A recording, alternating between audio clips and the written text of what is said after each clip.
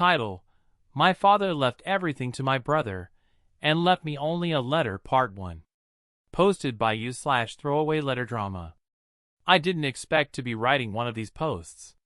You know, the ones where you see someone spill their entire family drama on Reddit and think, wow, glad that's not me.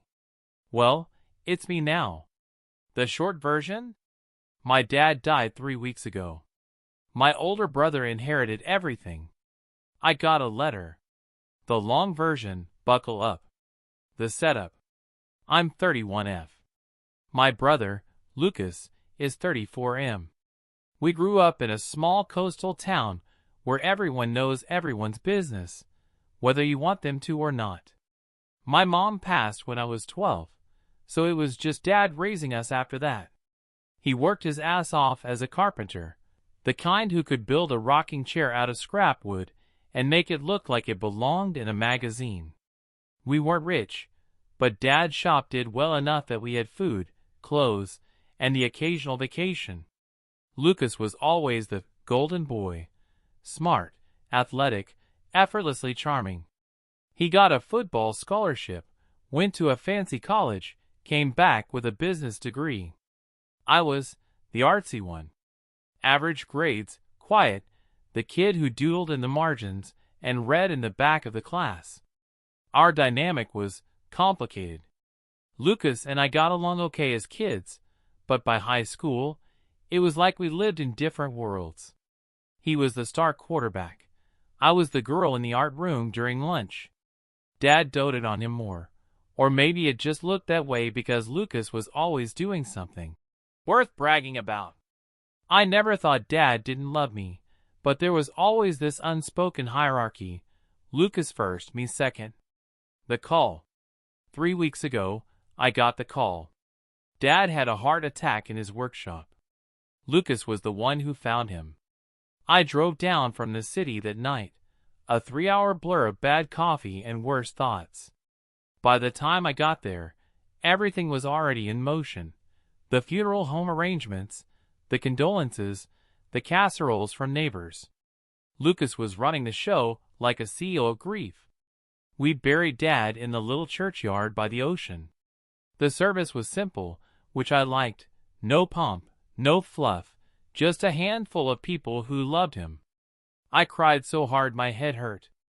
Lucas cried too, but in that stoic, jaw-clenched way that still somehow got him praise for being so strong. The reading of the will. A week after the funeral, we met with Dad's lawyer. I honestly wasn't expecting much. Dad didn't have a mansion or a yacht, but he did have the workshop, some savings, and the house we grew up in, the one with the creaky stairs and the lemon tree in the backyard. The lawyer, a guy who looked like he'd been doing this since the dawn of time, cleared his throat and started reading. To Lucas, the house, the workshop, the tools, the savings, the truck, and the life insurance payout. To me, a sealed envelope. I'm not kidding. That was it. I sat there in the lawyer's office, staring at him like maybe he'd skipped a line. That's it? He adjusted his glasses.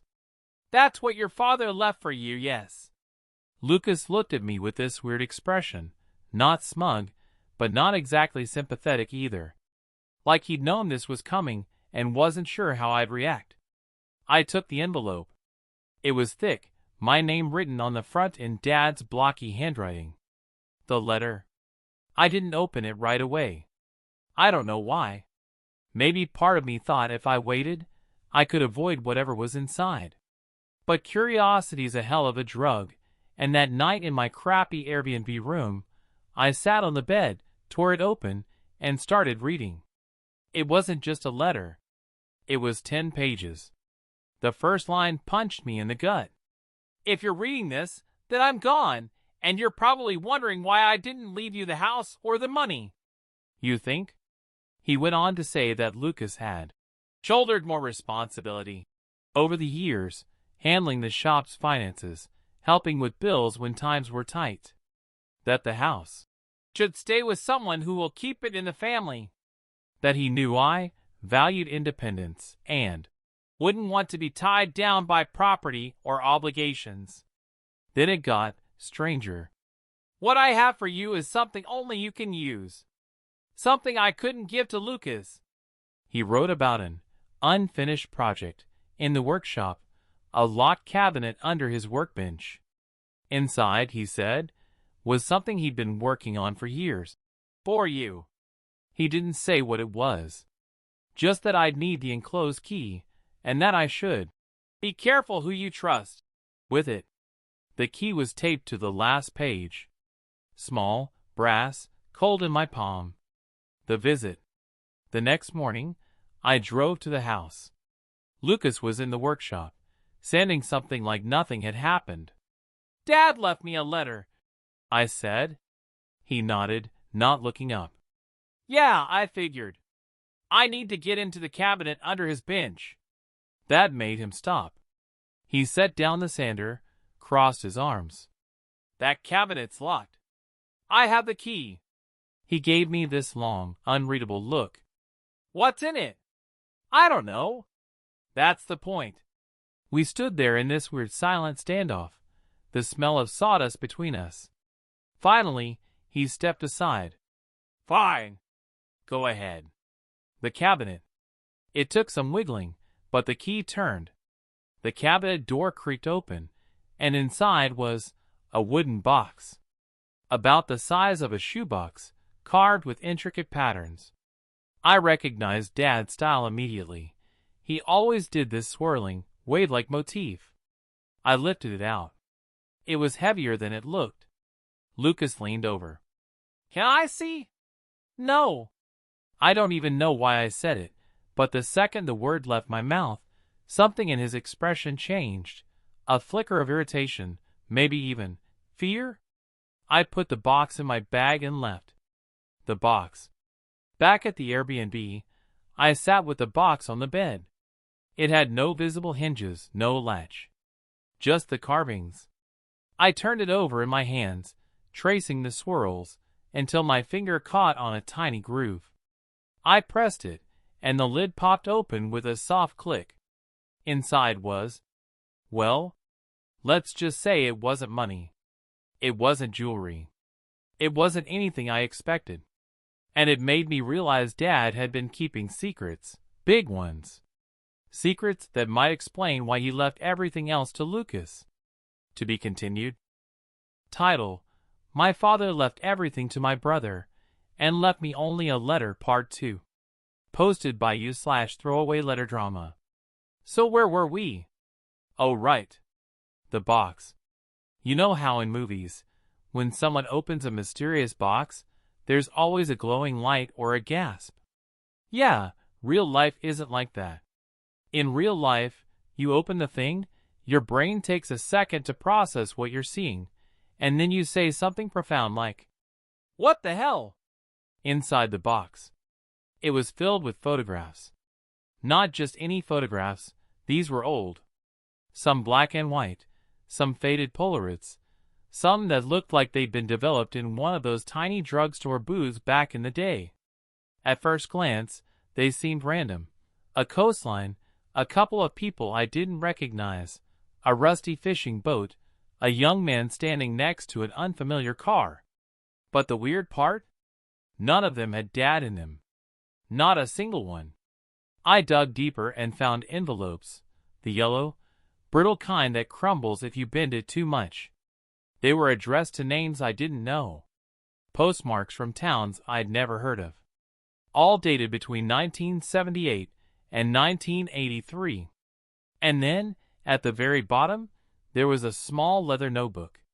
The cover was cracked, soft with age. On the first page, in Dad's handwriting, were 3 words. Don't trust Lucas. The notebook. My hands actually shook when I saw that.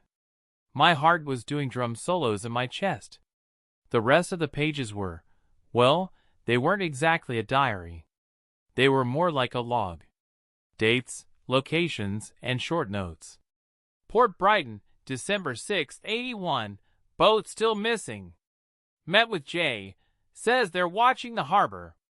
Don't let him find the letters. Some entries had little sketches of the coastline. Others had initials and arrows pointing to what I assumed were landmarks. There were also lists of names, some crossed out.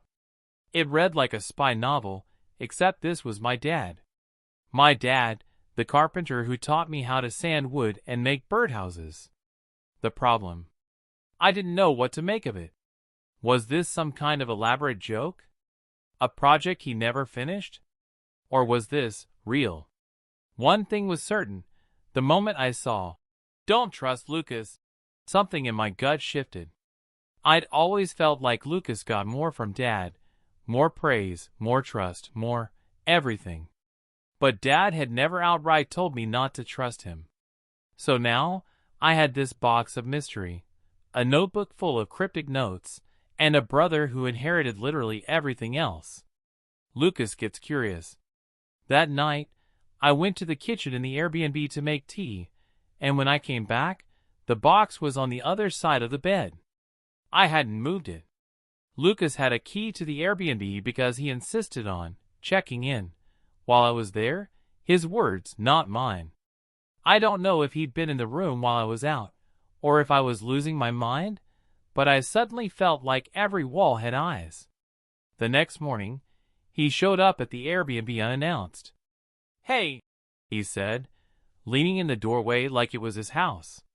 "You find anything interesting in Dad's stuff?" I played dumb. "Just some old photos.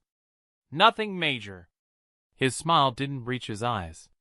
"You know, if you don't want to deal with it, I can take care of whatever he left you. Free you from the hassle." It took every ounce of self-control not to laugh in his face. Digging deeper. That afternoon, I took the notebook to the public library, partly to get out of the Airbnb, partly to use the microfilm machines for the postmarks on the envelopes. The towns listed were all along the same stretch of coast about 60 miles from ours. The postmarks matched the dates in the notebook. And the names? Some popped up in old newspaper articles. One in particular made my blood run cold. Henry Mallory, missing since December 1981. Last seen near Port Brighton. The photo in the article showed a man who looked exactly like one of the people in the box's Polaroids. The letter I almost missed. When I got back to my room that night, I decided to go through the box again, slower this time. That's when I found it, a folded letter wedged between two photos. It was addressed to Anna. I don't know who Anna is. The handwriting wasn't Dad's. It said, "They're getting close. If anything happens to me, tell her the truth. She has a right to know about the harbor." The harbor. The same harbor Dad had sketched in his notebook. I didn't sleep that night. Lucas turns up the pressure. The next day, Lucas called me. Not texted. Called. "You should come to the house," he said. "We need to talk." I told him I was busy. His voice got tight. "I know you took something from the workshop. Dad wanted everything there to stay with me. You're making this harder than it needs to be." I wanted to ask him straight up what he knew, but my gut told me to keep playing dumb. The break-in. That night, someone tried to get into my Airbnb. I'm not exaggerating. I heard the door handle jiggle, saw the shadow under the crack of the door. When I shouted, the shadow moved away. Nothing was stolen, but the box was sitting on the floor in the middle of the room the next morning. I had left it in the closet. I started keeping it with me everywhere, even to the bathroom. The clue I couldn't ignore. The next entry in Dad's notebook, dated just a few weeks before he died, read, "Finally have proof. Lucas can't know. Meeting Anna on Tuesday." The thing is, Dad died on a Monday. The plan. At this point, I knew three things. Dad was hiding something big, something that involved missing people and a harbor. He didn't trust Lucas. Someone, maybe Lucas, maybe not, wanted that box badly enough to break into my room for it. So I decided to find Anna. The last twist for now. I went back to the library, combed through old directories, and found 3 women named Anna who had lived in those coastal towns in the early 80s. 2 were dead. 1 had moved inland. I called the number listed in a 1999 directory. A woman answered. When I introduced myself and said my father's name, there was a long silence. Then she said, "I was wondering when you'd call. We don't have much time." To be continued. Title: My father left everything to my brother, and left me only a letter, Part 3, The Truth. Posted by you/throwaway letter drama. If you haven't read my previous posts, here's the short version. Dad died. Left everything to my brother Lucas. Left me a single letter and a box of random old photos, envelopes, and a leather notebook with cryptic notes. The last page read, "Finally have proof. Lucas can't know. Meeting Anna on Tuesday. Dad died on a Monday. I tracked down Anna. She told me we don't have much time." This is what happened next. Meeting Anna.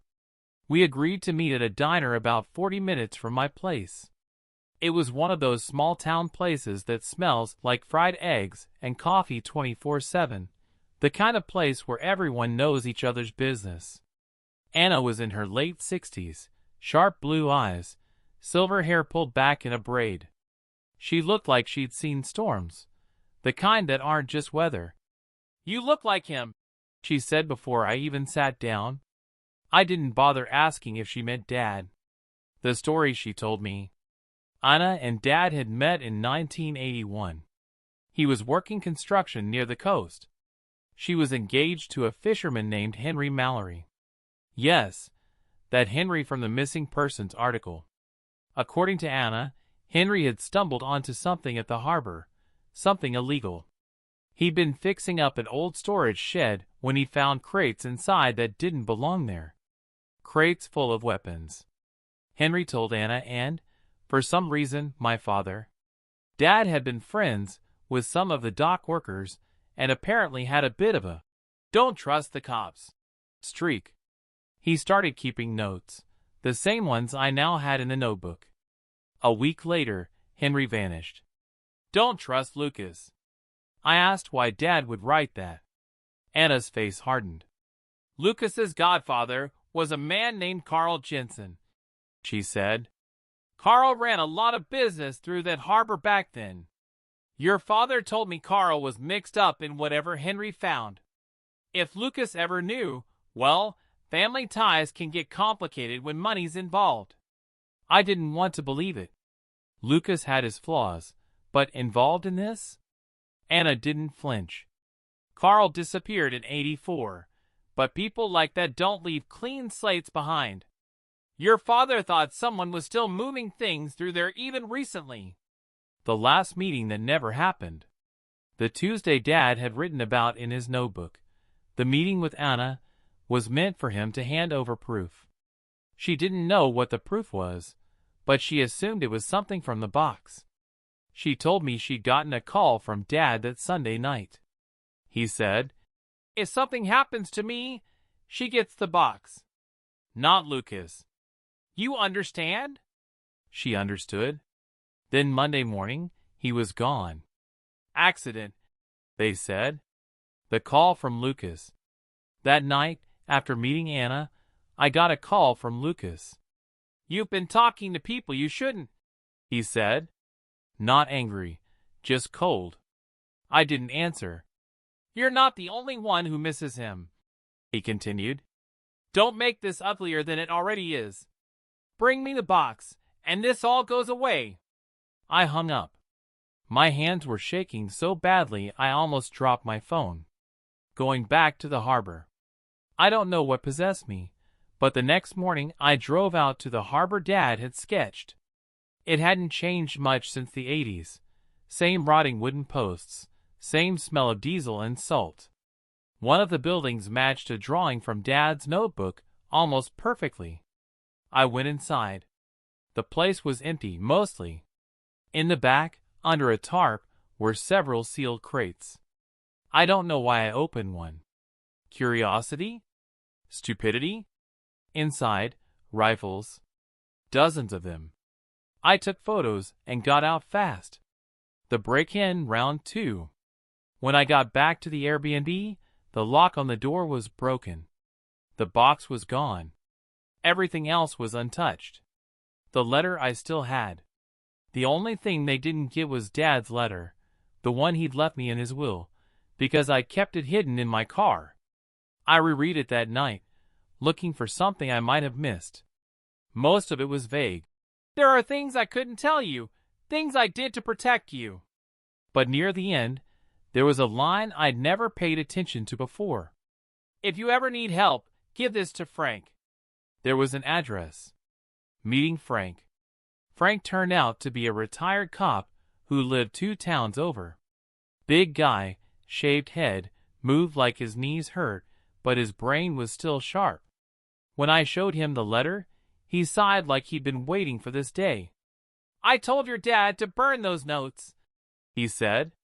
He never listened. He knew about the harbor. He knew about Carl Jensen. He even knew about Henry Mallory.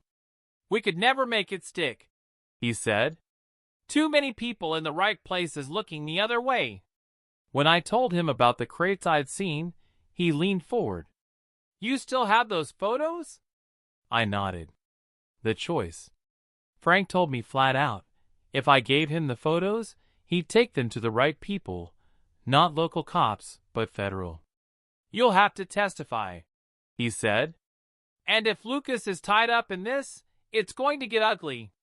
I thought about Dad, about Anna, about Henry, and about the fact that Lucas had broken into my place twice. I gave him the photos.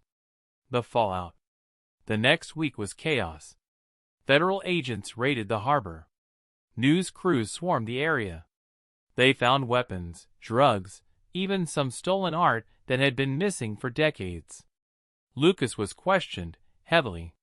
He wasn't arrested, but he looked like hell when I saw him at the grocery store a few days later. He didn't say a word to me, just stared. The final conversation with Anna. I called Anna to tell her. She was quiet for a long time.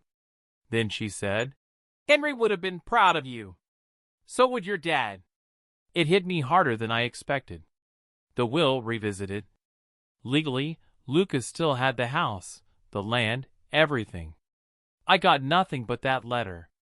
But now I think I understand why. Dad knew the box would be safer in my hands than locked in some storage room Lucas could access. He knew I'd dig, even if it hurt. And maybe he didn't want me tangled up in the inheritance mess. He wanted me to have the truth instead. The last thing I'll say. Lucas moved away 3 months later. No forwarding address. The harbor's under constant watch now. Sometimes I think about that first night, opening the box and seeing those weird old photos. If I'd just tossed it all in the trash, my life would be quieter. But then I think about Dad's handwriting. Don't trust Lucas. And I know I did the right thing. The end.